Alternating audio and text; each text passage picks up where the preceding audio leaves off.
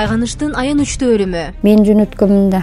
Иштейм деп кетип, кылмышкерге айлангандар. Уурдоо, тоноо, каракчылык. Темир тор артындагы мигранттар. Эч кандай айтып даже медицинский заключение жок. Кайда?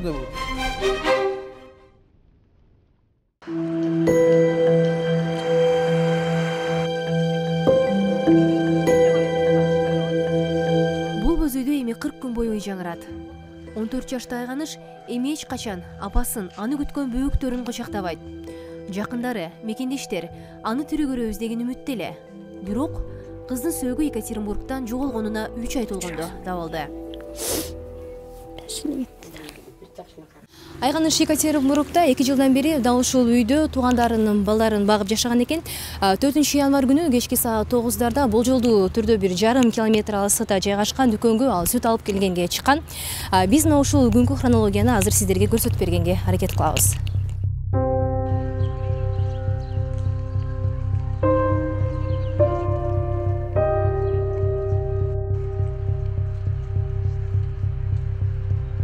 Айганыштын жоголгону тууралуу маалымат жергиликтүү полицияга 5 январь күнү берилип, андан кийин Кыргызстандын консулдугуна кабарланган. Башкы консулдуктун кызматкерлери коомдук уюмдары бар кыргызстандыктардын алар менен чогуу ушу издегенге кирише баштадык баарыбыз, чогуу чаран. Биринчи маалыматтарды ала баштадык. Бул кыздын кантип жоголгону, кандай болгону боюнчачы катуураак көзөмөлгө алуу үчүн областык следственный комитеттин төрагасы генерал Задоринге атайын барып жолуктум. Ал кишиге барып жолукканда ал мени бир аз сүйүнттү. Бизде ушундай версия бар, бул кыз тирүү окшойт деген.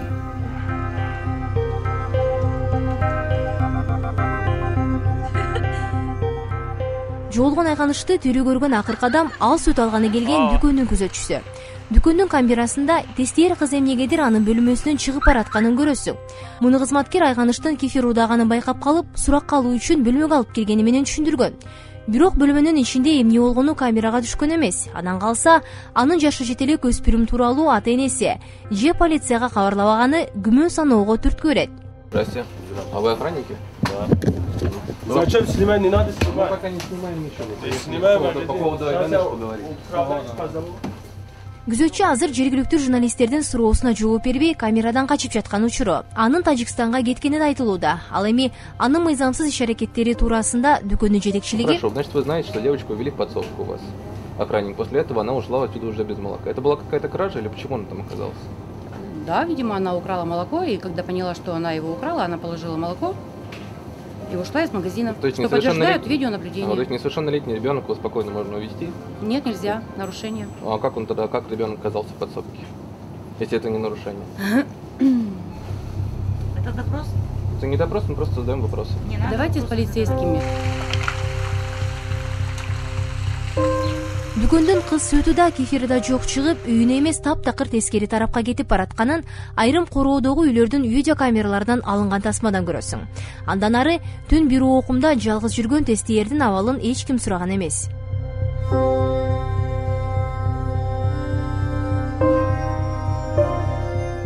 Кызды издөөгө полиция менен бирге кыргызстандык диаспоранын өкүлдөрү Сокол иликтүү отряды катышкан.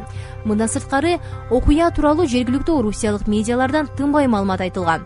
8-й день полицейские добровольцы, сбиваясь. Вечером она ушла в магазин за молоком и не вернулась. Сотни комментариев людей. Биздин сайтка жарыяланган ар бир жаңылыкка жүздөгөн адамдар өз ойлорун жазып жатышты. Жалпы жонунан Айганыш тууралуу 8 материал жарыяланган.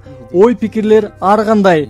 Бири бул бөтөн элдин балдары, алар бизге эч ким эмес деген өңүттө пикирлерди калтырды. Маселен, биз дүкөнгө келгенде да анын кызматкерлери камера сыртында. Эми бул биздин балдар эмес да. Эгер биздин бала жоголуп кетсе, дароо эле табышмак, издөөнү күчөтмөк деп жатышты. Тилекке каршы ушул сыяктуу мамиле да болбой койгон жок. Есть такое отношение.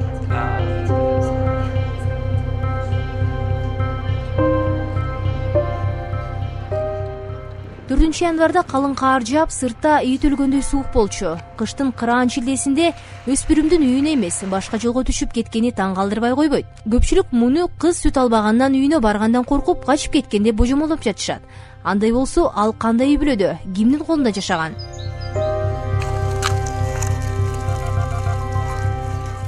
Айганыш балдарын баккан үй бүлө анын эч кандай тууганы же кошунасы эмес. Алар менен экинчи күн дегенде араң жумушуна барып маектештик. Ал эми кызды Орусияга алып келген жаран мурда эле депортация болуп өлкөдөн чыгарылган.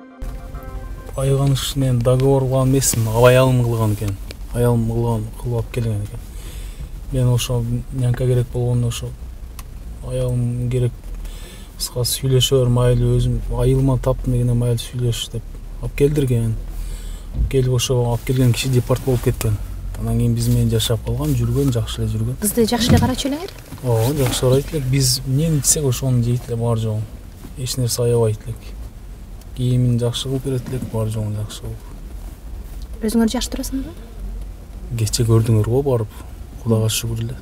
Эмне үчүн 9-дан 5 өткөндө түнкү саат 5-9-да 14 жаштагы кыз магазинге кетип атат? Эгер мен ошо күнү диализге барбасам, мен өзүм чыгып келет элем ошо күнү сүткөчү. Сөзсүз сүт алыш керек болчу да ошол учурда. Тем ошо 5 январь күнү базарга чыгат элек. Эки кызыбызды жуундуруп калган экен, аялым сүткө жиберген экен. Мен жиберет элек саат эрте 7:30-8-дерде жиберет элек. Майда чүйдөлөргө керек болгону жиберет элек, барып как положено келет эле. Эми азыр силер баягы эки үй бүлө бир үйдө болуп атпайсыңарбы? Кече биз барып көрбөдүкпү? Бузаткычыңар бир, кухняңар бир дегендей. Бала кыялы кеде билбей калып алар тамагын жеп калган учур болуп беле. Мен анысын билбедим бирок. Точно. Угат элем. Ачыгы анысын точно билбедим. Мен барып холодильникти чукпайм, мындай мелочь эмесин да. Ошо. Кол көтөрбөйт элеңер? Мен лично урбайт болчумун.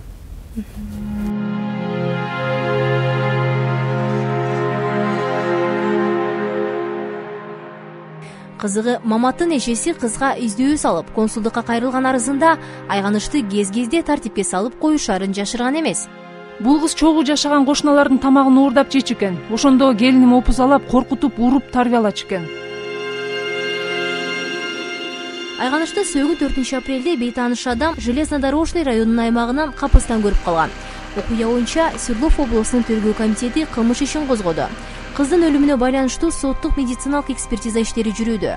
Алдын ала божомолго караганда кыз тоңуп өлүшү мүмкүн. Биз анын сөөгү табылган аймакка барып, айрым дал келбестиктерге күбө болдук. Бул жер мындай жатканда брошенный уже эме зданияларда, мына үйлөр уже бул эме подснос турат бул үйлөр. Магазинден бул жерге чейин где-то 4 километр чыгат. Onun için kız tüm böyle 4 kilometrege kaç saatte yetişir mümkün? Kışındası 25 saat 10 bolsa 25 gradus soğukta. Ben bu jakka men oylayım bir bomujlar menle gelgen koy. Bir alып kelgen bolsun mümkün. Alık özü gelmek emes be bu жерге. Bir alып kelişi mümkün bu yer.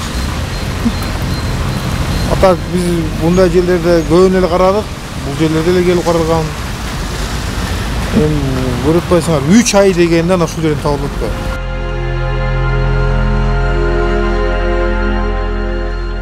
Эде бул жерден көрүнгөндө канча эме өтүп атат могу жердечи, видео регистратор автомобилин. Көрмөктө 1,5 айтмак ошо жерде ушундай болгон деп. А бияктан келе албайт. Бул жактан ЖД вокзал, бул жактан полный тосуп. Торговый центрлер бар могу жерлерде. Келип отурат эле, бирөө чалат болчу, телевизордон берилип атат. 4 каналдардан айтылып атат, ушундай жоголду деп. Бүт эме сүрөттөр илинип турган. Бирөө айтмакта. Бул айткан го, бул биздин ой, менин оюм, жеке оюм, бирөө алып келип таштап кеткен бул жерге. Турбайбы. Внимание, объект находится под видеонаблюдение деп турат. Под камерамен турат. Эгерде ушул кыз айганы ушул жерден өткөн болгондо мына камерага түшмөктө. Могул жерде тиягында камералар турат. Анан полицияга айтмак, полициялар айта турган жерге айтып тапмак буларды.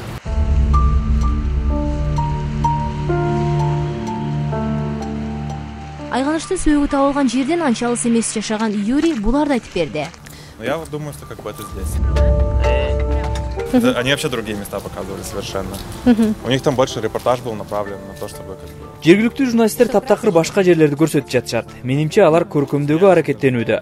Мындан сырткары кыздын сөөгү табылган аймакта жашаган тургундар тууралуу алар кызга жардамга келмек эмес деген өңдүү түрдүү пикирлер айтылыптыр. Андай эмес, мисалы, жеке мен иштейм, үй бүлөм бар. Бул жерден адам көп эле өтөт. Бул жерден адам көп деле өтпөйт. Жол тыгын болгондо гана жолду кыскартыш үчүн ушул жолго салышат. Кышында болсо, кар жаагандан кийин эле аны күрөп, трактор менен бийик кылып үйүп коюшат. Ошондуктан кышы бою бул жакта эч ким басып өтпөйт. Менимче өспүрүм кыз да өтө алмак эмес. проехать и пройти, то здесь вот, ну, реально где-то вот такие вот кучи снега не нагребают. Здесь вообще никто не мог ходить. А как она?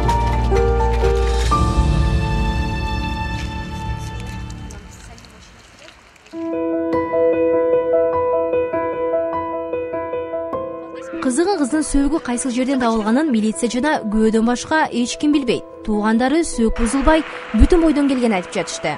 3 ай бою ачык жерде жаткан сөөк дароо билинет эле деген тышсыздануусун аны издеген мекендештери жашырган жок. Тергөө комитети болсо экспертизанын жыйынтыгы чыга элегин айтып, түшүндүрмө берүүдөн баш тартты. Эгер экспертиза алдын ала көрсөткөндөй өспүрүм зордук зомбулуксуз каза тапкан деген тыянак чыгарса, иш жабылып калышы толук ыктымал.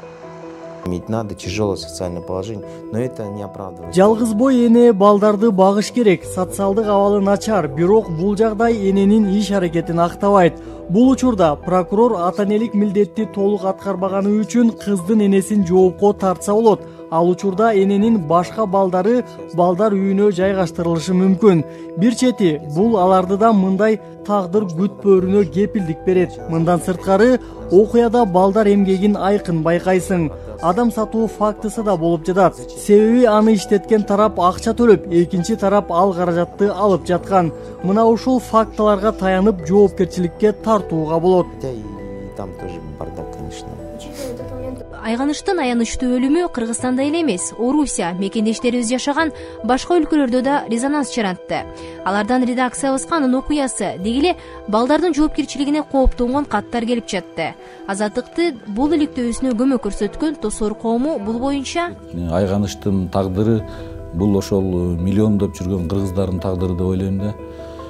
Өткөн болобу же кийинки болобу өкмөт президент тарабынан биз ушул мигранттарга миграция проблемасын мындай бир көйгөйлүү маселелерди, проблемаларды ушуга чейин такыр жакшы чечилбей келет да. Бул биздин элдин трагедиясы.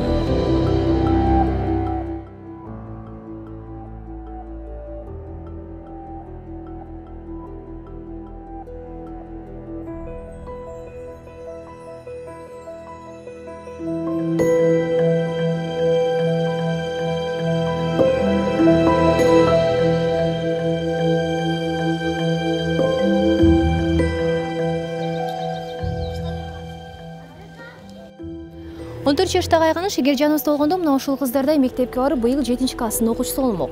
10 гүлүнүн бир гүл ачылы кезинде өспүрүм мигрант болуп, Орусиядан каза тапкан сөөгү кечээ анын өз айылында жерге берилди.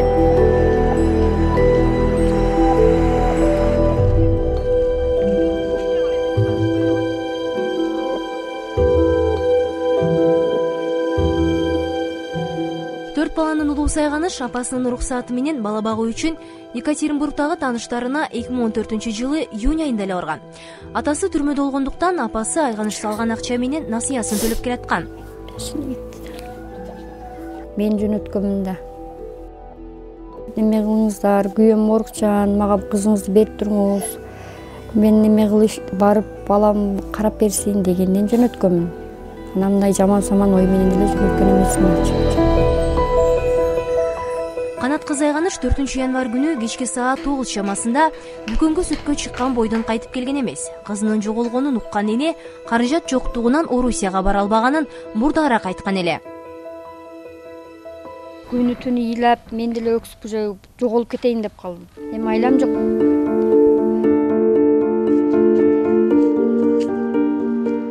Анара 3 баласы менен өзгөндө ижарага алынган батирде турат. Туруктуу жумушу жок. Кээде мекемелердин полун жууп күн көрөт.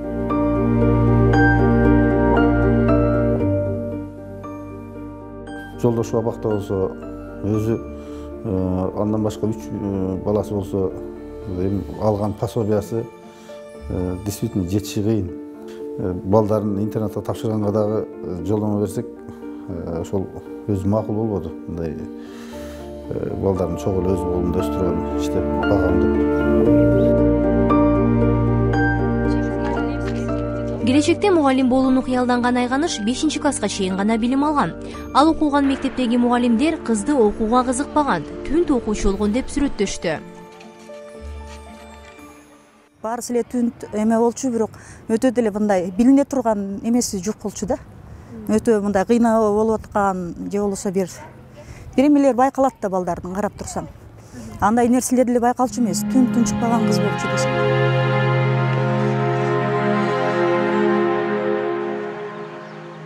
Мыйзамга ылайык жашы жете элек өспүрүм мейли тууганы менен болсо да ата-энесинин уруксаты жок бөтөн мамлекетке чыга албайт. Апасы макулдук бергени менен атасынын жообу кандай болгон? Бул жагдайды териштирип отуруп жагымсыз маалыматка туш болдук. Айганыш Орусияга кеткенге чейин сексуалдык зомбулугуна кабылып, бул кылмышка барган атасы соттолгону белгилүү болду. Ташпаев Канатбек Алимжанович Кыргыз Республикасынын кылмыш жана жаза кодексинин 130-беренеси менен айыпталып, 15 жылга эркиндигинен ажыратылган. 2013 жылдын 3-апрелинде кызы Айганышка болгон аталык укугунан да ажыраган.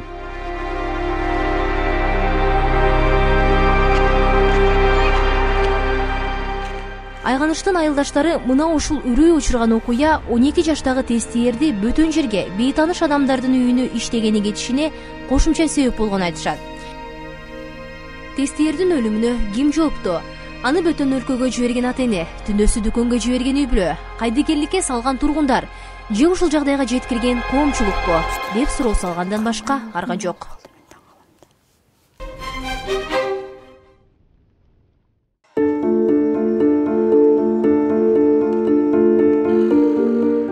Жашы жетелек балдарын колоктоп көчө таптап жүргөнчө Орусияда иштеп акча тапсын деп тааныш туугандарына кошуп жиберген ата-энелер четтен чыгат. Алар негизинен ушул эле туугандарынын кичинекей балдарын караганы, үй жайын тазалаганы, курулуш же талаа иштерине жардам бергени барышат. Анткени жашы жетелек балдарды башка ишке албайт. Ал эми тууган уругуна жардам берип иштегени үчүн алардын айлык акысы көбүнчө айылда калган ата-энесине жиберилет. Мындай балдардын дээрлик бардыгы билим алышпайт. Мындан улам өспүрүмдөр дайынсыз жоголуп кеткен учурлар маал-маал менен болуп турат. Үстүбүздөгү жылдын март айында 16 жаштагы Диана Жураева Москвада жоголуп, 10 күн мурда табылган. Диана Орусияда 2 жылдан бери туугандарынын баласын багып иштеп жүргөн экен. Нянка болуп келген. Питерге келген биринчи. Анан Питерде 1,5 ай жүргөндөн ооруп калган, анан бизге мага келди. Кыргызстанга жөнөтөлү деди, бирок мен Кыргызстанга 2 айдан өзүм кетем деп, өзүм алдырып алгам. 2 айдан бери эле мен жанымда иштеп үйдө эле. Сиңдимди 2-март күнү ошо досумдун үйүнө, Бактыгүлдүн үйүнө алып барганмын. Ошо кызы менен кичине абаксызсың деген 6 жашар кызы бар. 5-ине чейин связда болгом. Жактуу эмне кылып атасың? 8-inde бар алып келем, 8-ине чейин туруп тур дегем. 6-сы күнү сүйлөшө албай калдым иштин көптүгүнө байланыштуу. Андан кийин 7-си күнү сиңдим сен мененби, сен келип алып кеттиңби деп. Мен жок дедим, андан кийин жигити барбы деди. Жигити деле жок болчу, себеби анын телефон колдон болчу. Ошондон эле подозрениега кетип барып издей баштадык. Барып эле 2 саат, 3 сааттан кийин уже милицияга барып заявление жаздык. Диананын эжеси Альбинага аны издөө оңойго турган эмес. Көрүнгөн эшикти каккылап отуруп, акыры социалдык тармактарга сүрөтүн жарыялап, издөө салат. Көп өтпөй Диана үйүнө өзү келген. Ал биз менен курган маегинде 10 күн бою өзүнө издөө салынганын билбегенин, курбу кыздары менен Санкт-Петербургда жүргөнүн айтып жатты. Жерде жүрүп, эч нерсе билген жокмун да. Что мен розыскта или там одноклассникте турган билгенде эле бул жакка кайра эле эжем жанынан келди Москвага. Кыргызстандан чет өлкөлөргө иштегени кеткен жашы жетелек балдардын так саны белгисиз. Жогорудагы 2 окуя коомчулукка ачыкка чыгып, биз билгендер гана. Ачанында мындай тагдырга тушуккан балдар жүзөп саналышы ыктымал. Диананын үй бүлөсүнө бул окуя сабак болгондой. Эжесиңди экөө тең ата-эне балдарды жоопкерчиликке чакырып жатты. Колдон келсе Москвага даже жаш эле кыз эмес, өзү чоң эле адамдар деле кыйын болуп калды го дейм. Колдон келсе өзүбүздө жакшы иш болсо, өзүбүздө эме болсо бул жакта жүрмөк эмеспиз да биринчиден. Экинчиден ошо жаш кыздарын жөнөтпөй эле койсо да, турмушка чыккандан может турмуш жолдошу менен жөнөтсө даже 16 жашар кыз эмес, андан чоң эле кыздар деле эми өзүм деле көп көрүп жүрөм го бул жакта. Ар бирине өзүнө инсап берсин биринчиден. Ошо ар бир ата-энеге айтарым, биздин башыбызга салганды эч кимге салбасын, душманыма да бул нерсени каалабайм. Ар ким башыбызга келгенди түшүнөбүз го дейм. Эми сиңдим аман-эсен табылып калганына Кудайга миңден миң ыраазымын.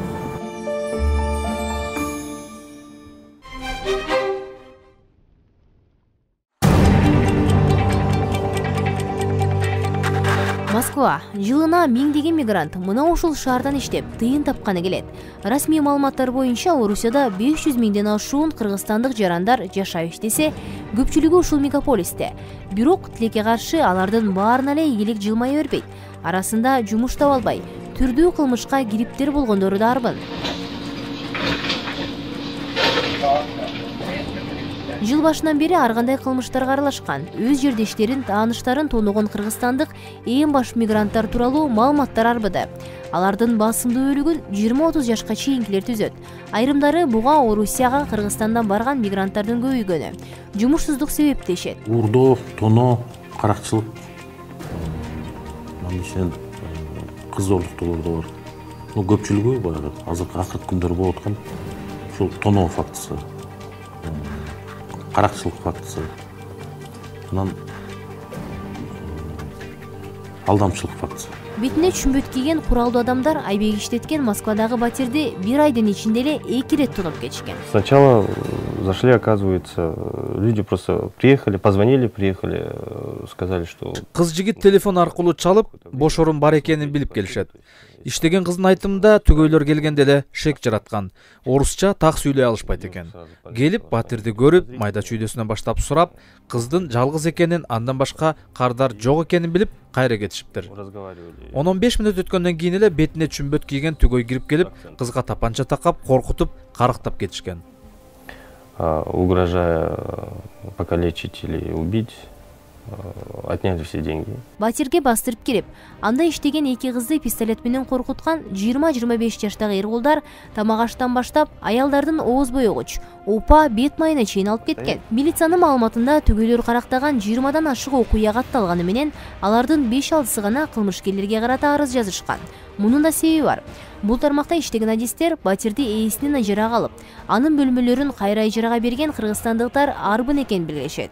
Алар жашай турган адамды дыкат текшере беришпейт. Мунун айынан уурулук, каракчылык сыяктуу кылмыштар да көп болот. Жыйынтыгында мыйзамсыз иши ачык чыгып калат деп, андай жагдайларда полицияга кайрыла беришпейт.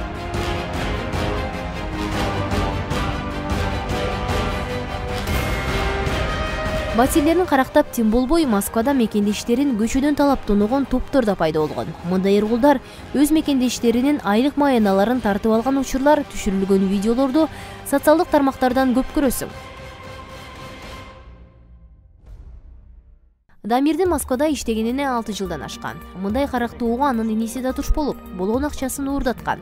Дамир өзү да соңку кездери жашаган шаары кооптуу болуп калганын, кызыгы өзгөдөн эмес, өзүнүн мекендештеринен коркуп калганын айтып кейде.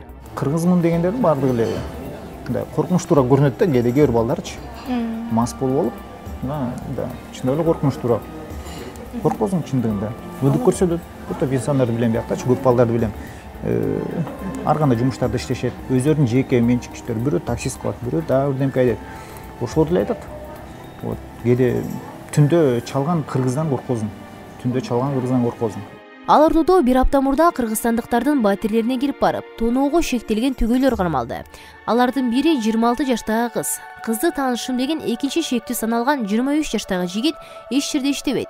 Ал суракта күнөөсүн мойнуна алды. Мындай кылмышка алган асыясын төг албай, акча тартыштыгынан улам барганын айтат. Экөө тең Москвага барганына 2-3 жыл гана болуптур.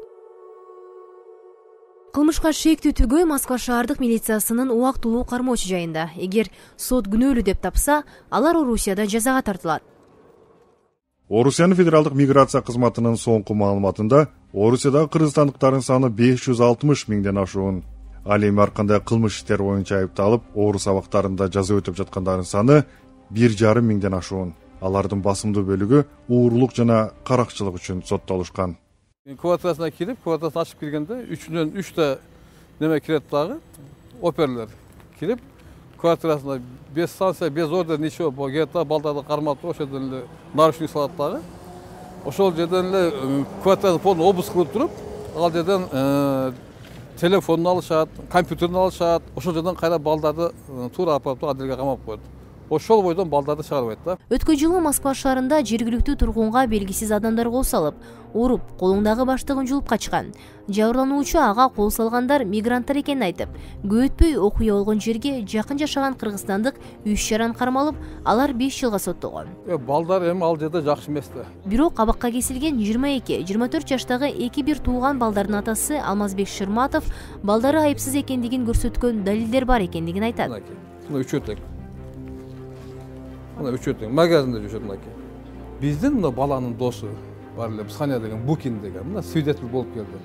Аны деле ошондон биз келгенден кийин аны таап жөнөттүк үйүнө. Жөнөткөндө беседа алганда экөө потерпевший менен ошо Саня жолукканда буга айтып атат экен. Бул окуя саат 5ке чейин болгон дептир. 5ке чейин болгон, 17ге чейин болгон. Балдар болсо муну жерде жазганда караганда как будто потерпевший аз гана алган өтүрүп койгонгочу, ал жерде мына медицинский биринчиден эң неме өзүнүн болгон мен эки баласы ошо полицейге иштейт экен. Эки баласы полицейге иштеген кандай урганда сразу немеге кайрылган эмес. Медицинский заключение жок. Же гематом жок, же бир царапина жок, же бир мындай неме жок вообще-чы. Жогорудагы далилдер сотто көз жазымда калганын, жабырлануучунун кылмышка шектүүнү таануу процесси адвокаттын катышуусуз өткөнүн, жабырлануучу бир нече ирет көрсөтмөсүн өзгөрткөнүн балдардын улуусу 24 жаштагы Байгазы бизге телефондон айтып берди. Потерпевший ошол бир жарым саат, 40 мүнөттүн арасында ичирип мас кылышты да мунучу. Пациенттер келип айтты: "Давай лучше по-хорошему договоримся", дейт. "Сен мойнуңа ал", дейт. "Мен ушундай хотя илем мойнуңа", дейт. "Сен бир эле жыл дейт отурасың", дейт. 8 ай ичинде 11 сот отуруму болуп, алардын баары тең каарманыбыздын балдарын күнөөлүү деп тапкан. Мындан улам Шырматов балдарын абактан чыгарууга жардам сурап, элчиликке кайрылды. Кыргызстандын Москвадагы элчилиги иштин чоо жайын аныктоо үчүн аталган жаранга юрист бөлүп берген. Бирок адистер адатта мындай иштердин дээрлик 90% мигранттын кызыкчылыгы үчүн чечилберин айтышат. К несчастью, все определяется деньгами. Если есть деньги, можно нанять адвоката. Тилекке каршы бардык маселе акчадан көз каранды. Эгер акчаң болсо, күчтүү жактоочу жалдап алсаң болот. Жок болсо, мамлекеттик жактоочу менен иштешкенге туура келет. Алар тергөөчүлөр менен сүйлөшүп алып, айрым учурда керектүү арыз документтерге өздөрү кол койдуруп койгон учурлар кездешет. Полиция тараптан мигранттарга мыйзамсыз иш аракеттер болуп эле келген. Себеби алар план толтуруш керек. Айрымдар арасында улутчул же патриоттор болушу мүмкүн. Бул учурда мигранттар канчалык деңгээлде Орусияга зыян келтирип жатканын көрсөтүү, ошол эле учурда ачыла элек кылмыш иштерин аларга илип коюу толук мүмкүн. Во-вторых, списывать на них нераскрытые преступления. Аял сен чыгам мен акчадан эле балдар кандай камалып келет. Акчадан эле вообще эч кандай айтып даже медицинский заключение жок. Биз бүгүн сөз кылган каармандар маселенин чети гана. Тилекке каршы миграция курмандыгына айланган адамдар. Анын айынан талкаланган тагдырлар миң деп саналат.